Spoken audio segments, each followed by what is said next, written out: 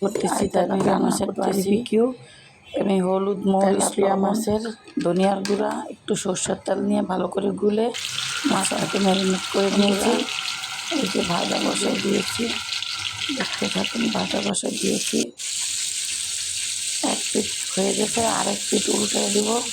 দিদি আস্তে আস্তে করতে হবে, একদম আস্তে করতে হবে বন্ধুরা। আমার গলা একটুও ভালো হয় না, আজ অনেক দিন হয়েছে ভিডিও দিতে পারি নাই।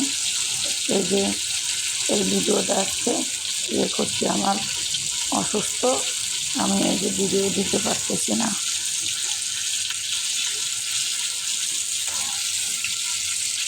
আমি কম কথা বলতেছি আপনাদের।